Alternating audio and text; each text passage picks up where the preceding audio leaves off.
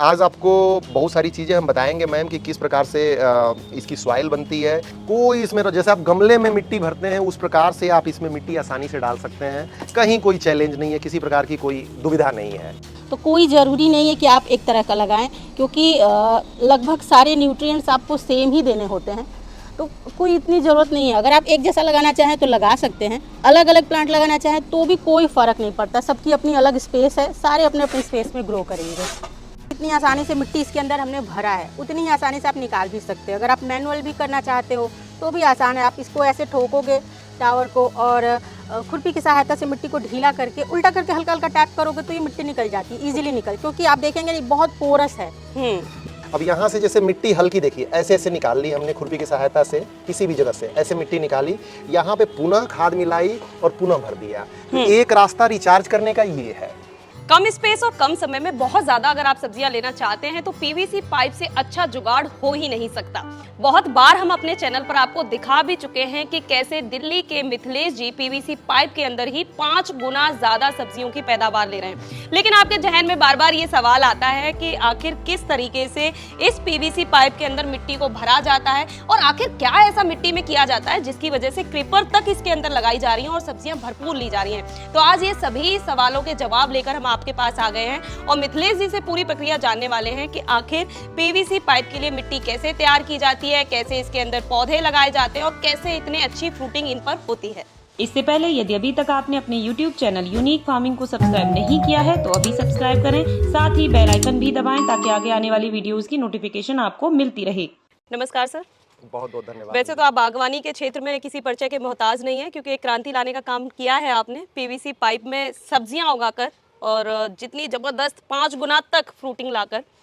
और इसी सिलसिले में आज हम फिर से मिथिलेश जी के पास आए हैं और पूरी जानकारी लेने वाले हैं, क्योंकि मिथिलेश जी जो एक चीज़ थी ना जो बार बार लोगों के जहन में आ रही थी कि हम मिथिलेश जी के यहाँ सब्जियां बहुत लगी हुई देख लेते हैं बार बार, लेकिन हम ये जानना चाहते हैं कि आखिर इसके अंदर मिट्टी कैसे भरी जाती है। क्या स्पेशल इसके अंदर कोई मिट्टी ऐसी डाली जा रही है जिसकी वजह से इतनी अच्छी फ्रूटिंग होती है?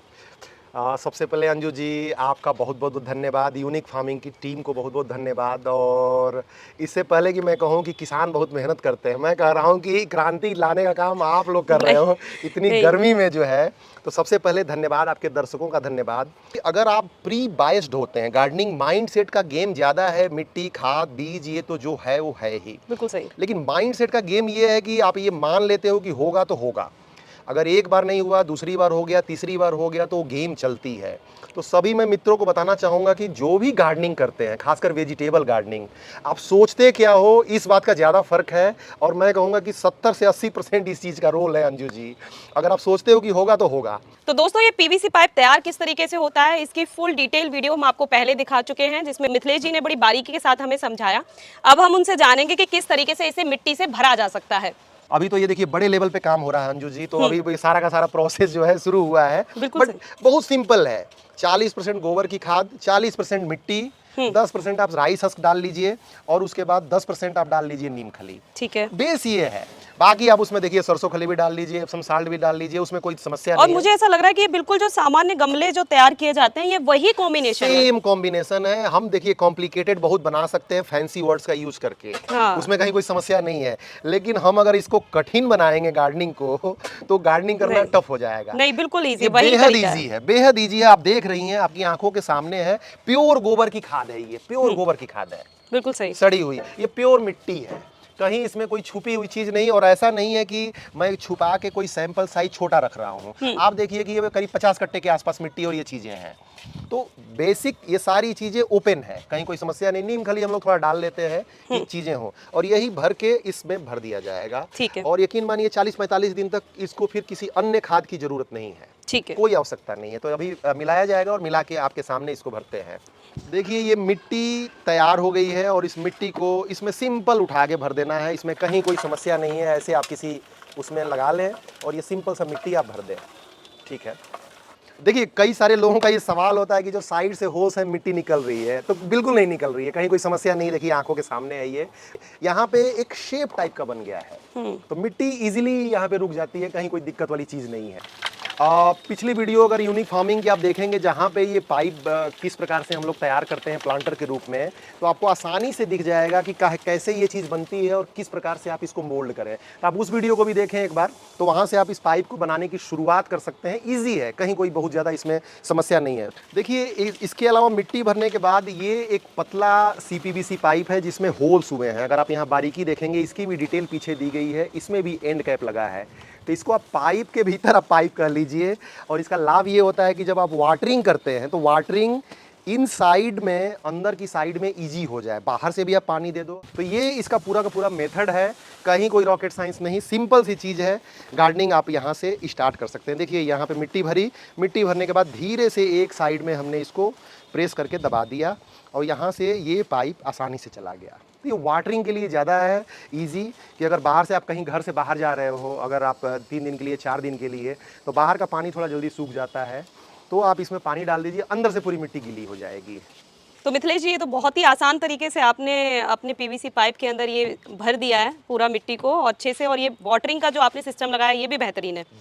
अब मैं आपसे ये जानना चाहती हूँ कि एक PVC पाइप के अंदर तकरीबन हम कितने पौधे लगा पाएंगे? ये देखिए इसमें 2 तरह के टावर्स हैं, जिसको टावर्स हम लोग बोल रहे हैं। ये है आपका रेगुलर वेजिटेबल टावर, इसमें बड़े प्लांट्स लग जाते हैं, टमाटर हो गया, शिमला मिर्च हो गई, भिंडी हो गई, जिनकी थोड़ा सा हाइट है। और ये है लीफी टावर, जिसमें आप देख रहे हैं ज़्यादा होल्स हैं। ये 2 होल्स हैं, और ये लीफी टावर में 16 होल्स हैं। ये मेरा बहुत, ये जो येलो टावर है पहले का क्रिएट किया गया है, तो एक्सपेरिमेंटल टावर है वो, तो उसमें ज़्यादा होल्स हैं। बाद में प्रोडक्ट रिफाइन होते होते तो 16 होल्स हैं। तो इसमें देखिए कि 16 होल्स में अगर आप 2-2, 3-3 सीड्स डालें पालक के, धनिया के, तो ये पूरा का पूरा टावर ग्रीन हो जाएगा। और 5 प्लांट इसमें हो गए और लीफी टावर में आपके तो पूरा भर ही जाता है लगभग। ठीक है, तो अब हम आपसे मिट्टी भरना इसमें सीख चुके हैं, तो अब हम इसमें प्लांटेशन का भी देख लेते हैं कि आप किस तरीके से पौधे लगाते हैं। ठीक है, बिल्कुल। तो ये देख रहे होंगे कि मानसून शुरू होते ही ये सैपलिंग्स अवेलेबल हैं, और हम इसको नर्सरी से ले आए हैं और दिखाएंगे कि टावर के अंदर इनको कितनी आसानी से लगाया जा सकता है। अभी मैं ये शिमला मिर्च का लगा के दिखाऊंगी। बड़ी आसानी से निकल जाता है, ये ट्रेस है, और उतनी ही आसानी से ये यहाँ लग भी जाता है। यहाँ मैं अगर साइड वाले होल में लगाऊं, साइड में थोड़ा सा जगह बनाना होता है। आप ऑलरेडी देख रहे हैं जगह बन गया है, और कुछ नहीं करना, ये एज इट इज़ इसके अंदर चला जाएगा। और उसके बाद से यहाँ से हम हल्का सा पानी दे देंगे ताकि इसकी जड़ें सेट हो जाएं, और ये पौधा फिर अपना शुरू कर देगा सेट होना। एक चीज़ मुझे ये जाननी है, जैसे क्योंकि आप इसके अंदर लगाती हैं, ये बहुत टेढ़ा हो जाता है पौधा, अभी लगा हुआ है, गमले के अंदर एकदम सीधा जाता है, तो क्या उससे फ़र्क पड़ता है पौधे के ऊपर? एक्चुअली टेढ़ा नहीं होता, बल्कि आपको मैं बताऊं तो इसको सपोर्ट देना गमले के हिसाब से ज़्यादा आसान है, क्योंकि अभी चूंकि लगा है, पानी पड़ा है, जैसे ये ग्रो होना शुरू होगा इसकी स्टेम जो है वो सीधी हो जाएगी। उसके बाद भी आप देखेंगे तो अगर प्लांट थोड़ा बड़ा होता है तो टावर के साथ ही इसको नॉट करना भी ईजी है। तो आपको अलग से स्टिक लगाने की या फिर जो सपोर्ट के लिए जो अलग से चीज़ें आते हैं वो आपको इसके साथ करने की ज़रूरत नहीं पड़ती है। टावर के साथ ही हम सपोज कीजिए यहाँ प्लांट लगाया, प्लांट इतना बड़ा हुआ तो हम यहीं पे टाई कर देते हैं। ओके, तो इसको सपोर्ट मिल जाता है और अलग से कुछ भी करने की ज़रूरत नहीं पड़ती है। ठीक है, ठीक है। तो क्या ये भी ऐसा भी ज़रूरी है कि अगर हम एक टावर के अंदर मिर्च का पौधा लगा रहे हैं तो सिर्फ सारे मिर्च के पौधे ही लगाएं? नहीं, ये देखिए अभी हमने यहाँ पे शिमला मिर्च लगाया और ये गोभी लगा रही हूँ मैं यहाँ पे, तो कोई ज़रूरी नहीं है कि आप एक तरह का लगाएं, क्योंकि लगभग सारे न्यूट्रिएंट्स आपको सेम ही देने होते हैं, तो कोई इतनी ज़रूरत नहीं है। अगर आप एक जैसा लगाना चाहें तो लगा सकते हैं, अलग अलग प्लांट लगाना चाहें तो भी कोई फ़र्क नहीं पड़ता, सबकी अपनी अलग स्पेस है, सारे अपने अपने स्पेस में ग्रो करेंगे।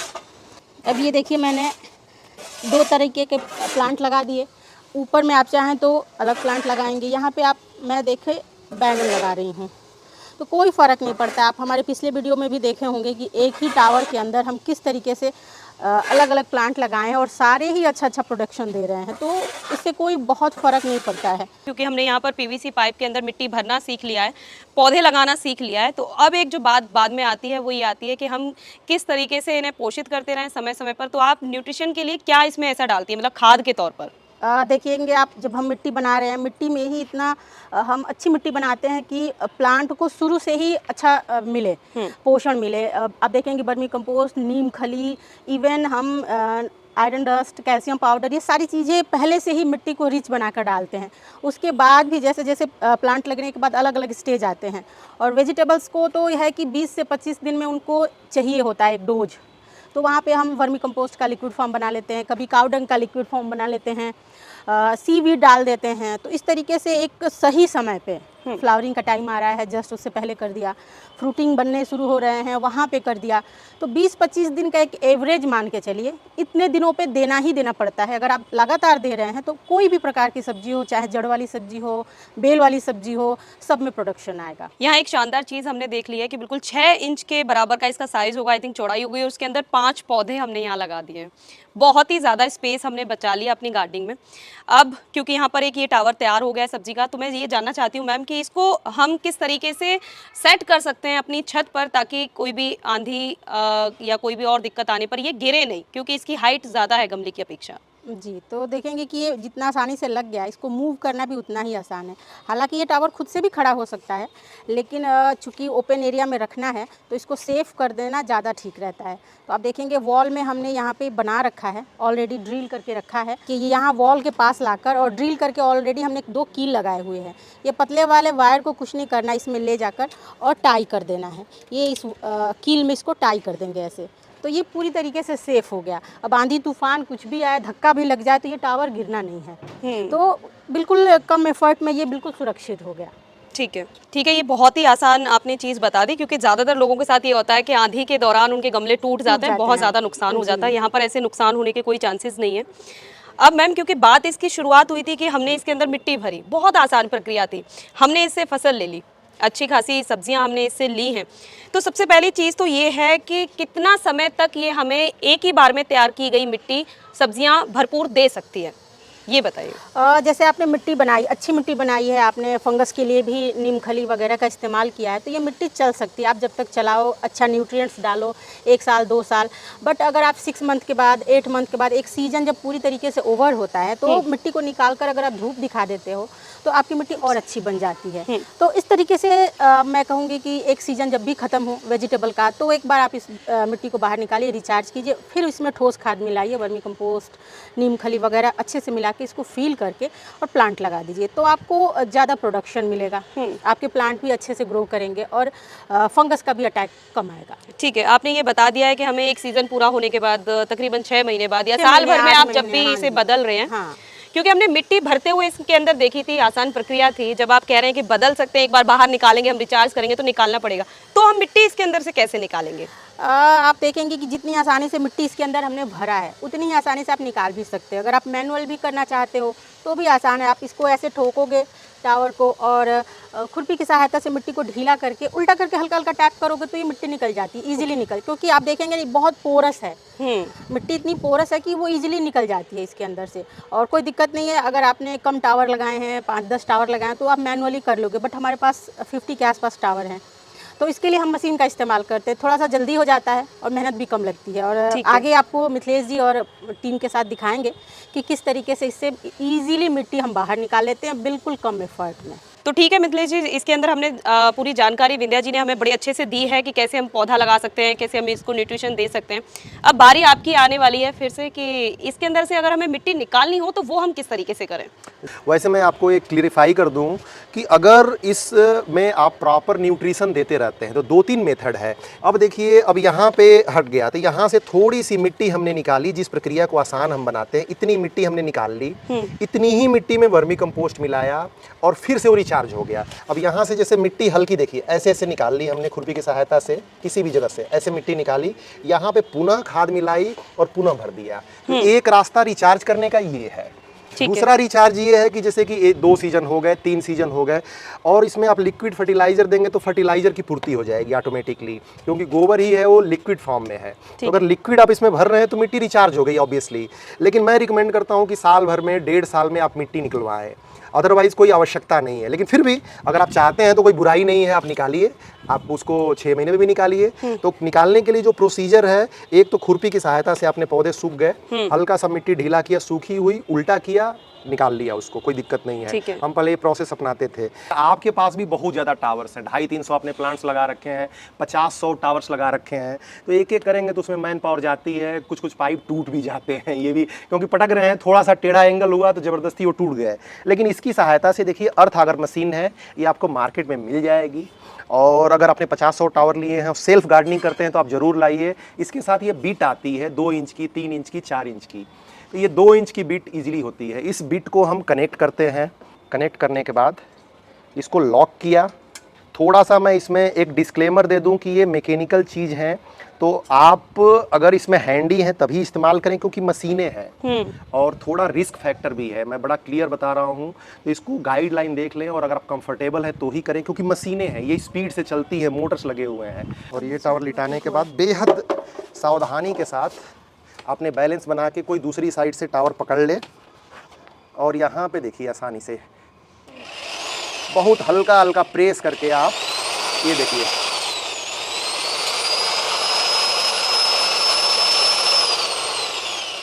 इसमें मैं एक बात और बताऊं कि इसमें बैलेंस खराब हुआ तो पाइप में लड़ेगा ये, और लोहे की चीज़ है, अगर आपने तेज दबा दिया तो बहुत जल्दी ये अंदर खींचता है। तो ये पता चला कि ये हाथ आपका जाके टकरा गया यहाँ से, तो रिस्क है। तो थोड़ा सा हैंडी आपको होना पड़ेगा। आप ना ट्राई करें तो ज़्यादा बेटर है।